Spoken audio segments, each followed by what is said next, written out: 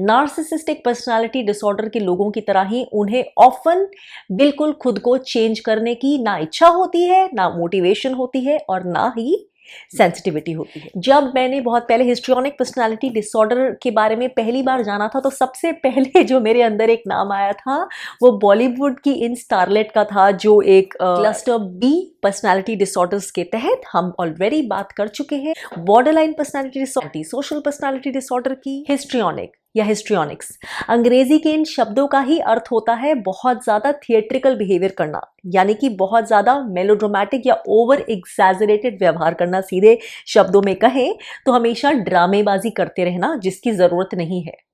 जिंदगी को कुछ इसी तरह के स्टेज की तरह इस्तेमाल करते हैं हिस्ट्रियोनिक पर्सनालिटी डिसऑर्डर से ग्रसित लोग। ऑब्वियसली उन्हें कोई डिसऑर्डर है इसकी तो उन्हें शायद भनक भी नहीं होती, और अगर हो भी जाए तो उन्हें कोई फर्क नहीं पड़ता। क्लस्टर बी पर्सनालिटी डिसऑर्डर के सभी डिसऑर्डर्स के अंदर जो कॉमन फैक्टर्स, डिफाइनिंग फैक्टर्स पाए जाते हैं, ऑब्वियसली हिस्ट्रियोनिक पर्सनालिटी डिसऑर्डर के अंदर भी बहुत सारे वो फैक्टर्स पाए जाते हैं। For example excessive emotions, excessive reactivity, बहुत ज़्यादा इंटेंस और ड्रामेटिक इमोशंस होना।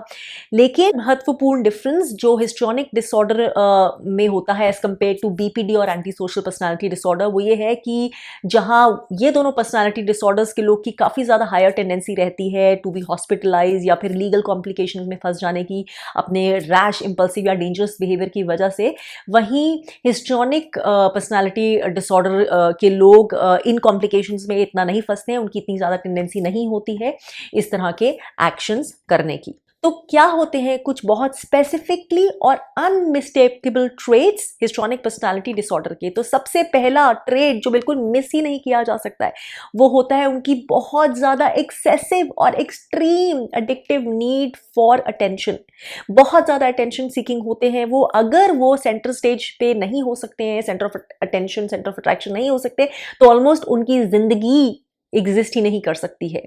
तो बाय हुक और बाय क्रुक जैसे तैसे अपने कैसे भी बिहेवियर से उन्हें अटेंशन चाहिए ही चाहिए। सारे कैमरास, सारे मुंह, सारी नजरें उनकी तरफ ही होनी चाहिए।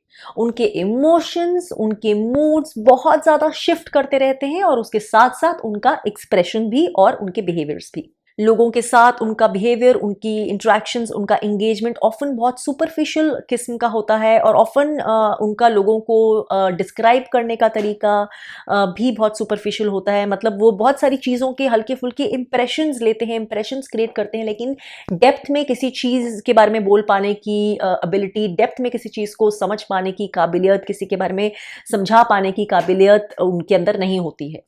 उनकी स्पीच, उनका बोलने का तरीका, उनके शब्द डेलिबरेटली डिजाइंड होते हैं उनको मैक्सिमम अटेंशन दिलाने के लिए, और इसके साथ साथ उनका बाकी का बिहेवियर भी, उठने चलने का तरीका, हाव भाव, सब कुछ ही स्पेशली जब वो पब्लिक में होते हैं अटेंशन के लिए ही होता है। और वो ऑफन बहुत नाटकीय होता है, बहुत बेतुका होता है, सेंसलेस भी होता है, रिडिकुलस भी होता है। तो जो समझदार लोग होते हैं, ठहराव वाले लोग होते हैं, वो इसको बिल्कुल ओछा बिहेवियर समझते हैं, इससे दूर रहना चाहते हैं, इससे बिल्कुल एंगेज नहीं करना चाहते हैं, भाव भी नहीं देना चाहते। वहीं बहुत सारे लोग ऐसे होते हैं जो उसका पूरा मजा लेते हैं और उनको जब तक एंटरटेनमेंट मिल रहा है उन्हें फर्क नहीं पड़ता। तो इससे उस इंसान की जो अटेंशन सीक कर रहा है और ये जो दूसरे लोग जो उसको अटेंशन दे रहे हैं, दोनों का ही एक तरह से काम पूरा होता है। वो जान के बहुत ज़्यादा इनअप्रोप्रिएटली या बहुत ज़्यादा सिडक्टिवली भी ड्रेस कर सकते हैं, specially in case of women. उनकी ड्रेसअप बहुत ज़्यादा बिजार भी हो सकती है, बहुत अजीबोगरीब भी हो सकती है, और इसके साथ साथ उनका बिहेवियर भी ऑफन बहुत सेक्सुअली इनअप्रोप्रिएट हो सकता है। फॉर एग्जांपल ऐसे माहौल में, ऐसे इन्वायरमेंट में या ऐसे लोगों के बीच जहाँ पे ये सेक्सुअल इंगेजमेंट का, सेक्सुअल टाइप बिहेवियर का कोई लेना देना नहीं है, कोई मतलब नहीं है, वहाँ पर भी वो इस तरह का फ्लर्टेशियस बिहेवियर, इस तरह के हिंट्स, इस तरह की जानबूझ के बातें कर सकते हैं। किसी ऑफिस सेटिंग में या फिर किसी पार्टी में अगर ऐसे लोग होंगे तो वो वहाँ जितना उनसे बन पड़ता है, जितना पॉसिबल हो सकता है, टेंशन ग्रैबिंग बिहेवियर करेंगे। फॉर एग्जाम्पल हो सकता है वो एक ऑफिस पार्टी के बीच में बेली डांसिंग दिखाना शुरू कर दे, या फिर एक ऑफिस पार्टी के बीच में बहुत ज़्यादा इनअप्रोप्रिएट और अजीब से कपड़े पहन के आ जाए। अपने आप को और अपनी बाकी सारी जिंदगी की चीज़ों की तरह ही अपनी रिलेशनशिप्स को भी ड्रामेटाइज करने में उन्हें मज़ा आता है। वो भी उनके लिए एक जरिया होता है मैक्सिमम अटेंशन गेन करने का। और ऑफन उनकी रिलेशनशिप्स जिन लोगों के साथ इतनी डीप, इतनी ट्रू, इतनी इंटीमेट नहीं भी होती, वो उससे ज़्यादा उनको डीप और ट्रू समझते हैं। हर दूसरे इंसान से वो ओवर फेमिलियर होते हैं और उनकी जो बाउंड्रीज होती हैं रिलेशनशिप की, वो ऑफन बहुत ज़्यादा इनअप्रोप्रिएट होती हैं या बहुत ज़्यादा लैकिंग होती हैं। जहाँ नार्सिसिस्टिक पर्सनालिटी डिसऑर्डर के लोग अक्सर ज़्यादा एरोगेंट या इंटाइटल्ड पेश आ सकते हैं, स्पेशली अगर वो किसी इंपॉर्टेंट पोजीशन पे हैं या अपने आप को कोई सेलिब्रिटी समझते हैं। वहीं पे जो हिस्ट्रियोनिक पर्सनालिटी डिसऑर्डर के लोग हैं, वो उनकी ज़्यादा टेंडेंसी होती है थोड़ा फ्रेंडली बिहेव करने की, फ्रेंडली या प्लेजेंट अपीयर करने की। जैसे मैंने कहा, वो हर एक के साथ ओवर फेमिलियर होना चाहते हैं और हर रिलेशनशिप को एक अपनी इंटीमेट रिलेशनशिप का दर्जा देना चाहते हैं, चाहे वो एक्चुअली हो या नहीं हो। यहाँ से भी उनकी इमोशनल शैलोनेस और इमोशनल जो अस्थिरता है, इमोशनल अनस्टेबिलिटी है, उसका ज्ञान हो जाता है। अगर वो सेल्फ हार्म या एंगर या इस तरह के इंटेंस इमोशंस का, डिस्टर्बिंग इमोशंस का प्रदर्शन भी करते हैं, तो ऑफन अगेन वो एक इफेक्ट के लिए होता है, अटेंशन सीकिंग के लिए होता है। और वो बेसिकली एक ज़्यादा क्लियर फैक्चुअल आइडिया भी देता है कि उनके ये सारे जो ट्रेट्स हैं, उनको क्या नाम दिया जा सकता है और वो बिहेवियर क्या होता है और उसका कोर जो रीज़न है, जो नीड होती है, वो क्या होता है। शॉक वैल्यू इनकी लाइफ में एक बहुत बड़ा रोल प्ले करती है। They like to keep people guessing कि वो नेक्स्ट क्या कपड़े पहन के आ जाएंगे, क्या हरकतें करेंगे, क्या न्यूज़ ब्रेक कर देंगे। जब मैंने बहुत पहले हिस्ट्रियोनिक पर्सनालिटी डिसऑर्डर के बारे में पहली बार जाना था, तो सबसे पहले जो मेरे अंदर एक नाम आया था, वो बॉलीवुड की इन स्टारलेट का था, जो एक एक्ट्रेस हैं, डांसर हैं, और मोस्टली बहुत ज़्यादा अटेंशन सीकिंग बिहेवियर करने के लिए ऊंची हरकतें करती हैं, ऊटपटांग बातें करती हैं, ऊटपटांग कपड़े पहनती हैं, और जो स्वयंवर में भी पार्टिसिपेट कर चुकी हैं।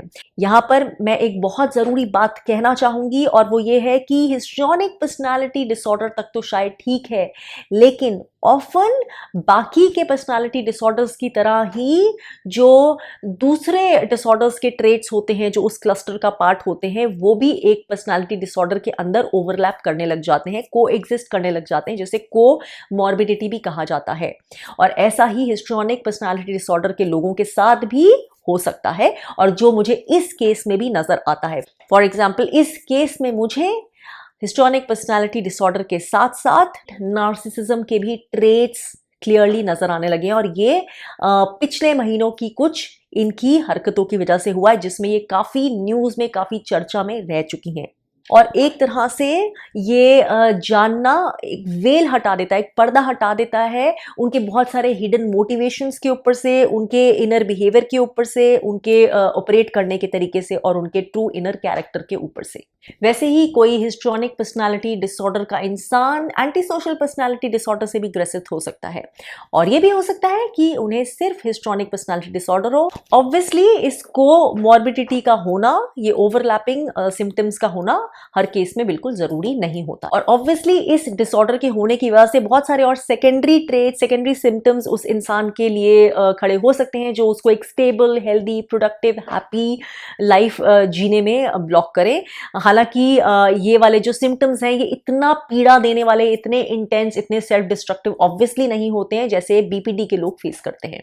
जैसा मैंने कहा कि अगर इस तरह का बिहेवियर उन तक ही सीमित रहे, किसी और को नुकसान नहीं पहुंचा रहा, तो वो अपने आप में शायद सबसे ज़्यादा harmless cluster B personality disorders हो जाएगा। लेकिन ऑब्वियसली कोर में, रूट में वो वही सेम एम्प्टीनेस या किसी ना किसी ट्रॉमा से जन्म लेता है, जैसे कि बाकी सारे पर्सनालिटी डिसऑर्डर्स।